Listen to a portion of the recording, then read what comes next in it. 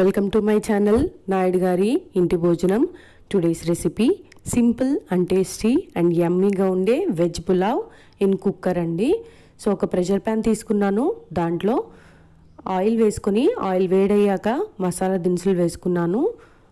దాల్చిన చెక్క, లవంగాలు, యాలకులు, స్టార్ అనీస్, మరాఠీ మొగ్గ, బే లీఫ్ ఇవి వేసుకున్నా అండి.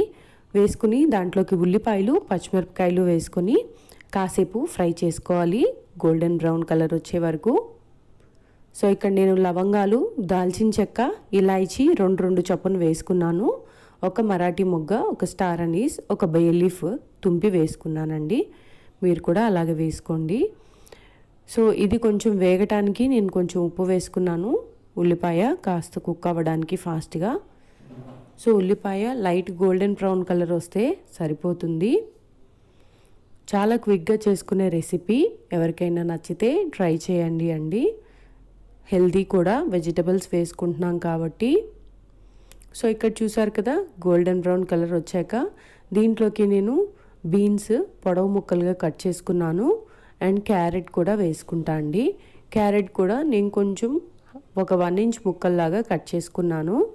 చూసారు కదా, ఇవి రెండు కొంచెం లేట్ పడతాయి కాబట్టి కుక్ అవ్వడానికి నేను ముందుగా వీటిని వేసి కొంచెం టాస్ చేసుకుంటాను.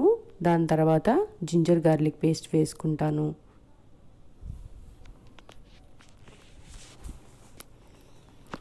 ఇది కాసేపు హై ఫ్లేమ్లోనే టాస్ చేసేసుకోండి. టాస్ చేసుకుంటే ఇది కొంచెం కుక్ అవుతుంది అనుకున్నప్పుడు జింజర్ గార్లిక్ పేస్ట్ వేసుకుంటాను నేను. సో ఇది చూసారు కదా, ఈ స్టేజ్లో నేను జింజర్ గార్లిక్ పేస్ట్ వేసుకుంటున్నాను. ఇక్కడ నేను ఒక 2 టేబుల్ స్పూన్స్ వరకు జింజర్ గార్లిక్ పేస్ట్ వేసాను. నేను 2.5 గ్లాసెస్ ఆఫ్ రైస్ వేసుకుంటున్నాను 5 మెంబర్స్కి అండి. సో 5 మెంబర్స్కి నేను ఆ క్వాంటిటీ జింజర్ గార్లిక్ పేస్ట్ వేసాను. మీరు ఇంకా ఎక్కువ మంది అయితే కొంచెం ఎక్కువ వేసుకోండి.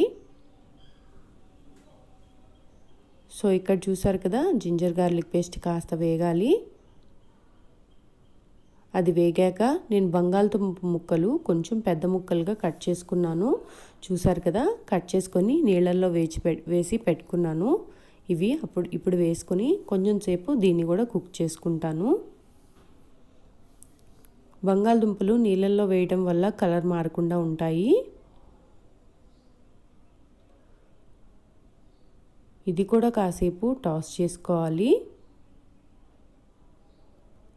సో ఇది టాస్ చేసుకున్నాక నేను ఒక పావు కట్ట వరకు పుదీనా చక్కగా శుభ్రం చేసుకుని వాటర్తో 2-3 సార్లు వాష్ చేసుకొని కొంచెం చాప్ చేసుకున్నాను. మరి పెద్ద పెద్ద ఆకులుగా ఉంటే సో అలా వేసుకోవాలి. వేసుకున్నాక సోయా చంక్స్ అండి, మీల్ మేకర్ అంటాం కదా, మీల్ మేకర్ని నేను వేడి నీళ్ళల్లో బ్లాండ్ చేసుకొని వేసుకుంటున్నాను.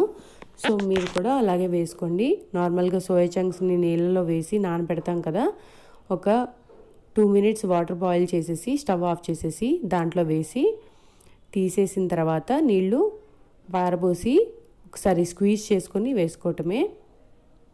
సో ఇక్కడ ఇవి కూడా కొంచెం వేగాలి. వేగిన తర్వాత దీంట్లోకి కొంచెం కారం, ఒక 3/4 స్పూన్ వరకు కారము, ఒక 1/2 స్పూన్ వరకు పసుపు వేసుకొని దీన్ని కలుపుకోవాలి. కొంచెం కారం వేగాలి. కారం వేగిన తర్వాత నేను దీంట్లోకి పెరుగు వేసుకుంటానండి. పెరుగు వేసుకోవటం వల్ల బిర్యానీకి చాలా రుచి వస్తుంది, చాలా టేస్టీగా ఉంటుంది.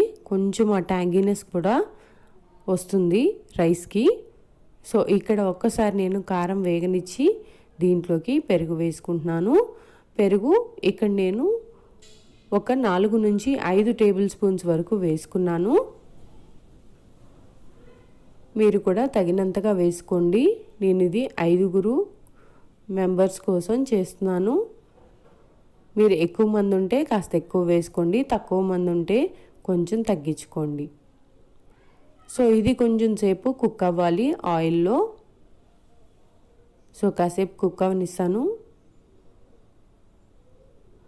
చూసారు కదా, కుక్ అయిపోయింది. మరీ ఫుల్గా కుక్ అవసరం లేదండి. 75% ఆర్ 70% కుక్ అయినా చాలు. మళ్ళీ నీళ్లు వేసుకొని కుక్ చేసుకుంటాం కదా. సో ఇక్కడ నేను 2.5 గ్లాసెస్ రైస్ తీసుకున్నాను, శుభ్రంగా కడిగేసుకున్నాను.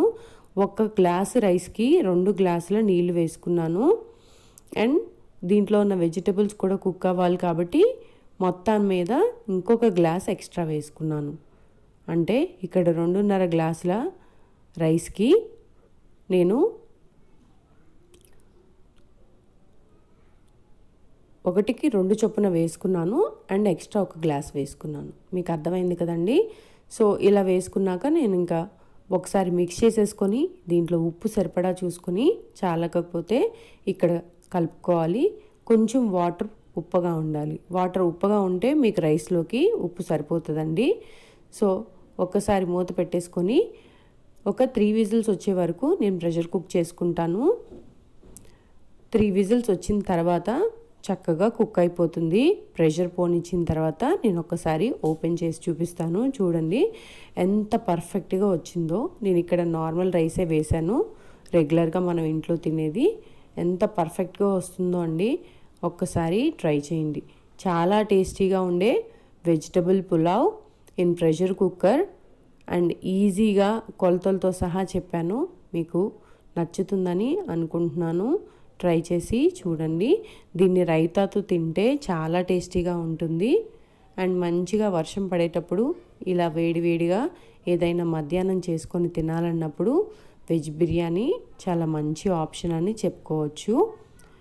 సో మీరు ఒకసారి ట్రై చేసి నచ్చితే నాకు కమెంట్ బాక్స్లో కమెంట్ చేయడం మర్చిపోకండి. దీన్ని రైతాతో కానీ ఏదైనా మసాలా గ్రేవీ కర్రీతో కానీ తింటే చాలా బాగుంటుంది. నాన్ వెజ్ ఉన్నా కూడా వేసుకోవచ్చు. So thanks for watching my video. Please do subscribe, like and share my videos.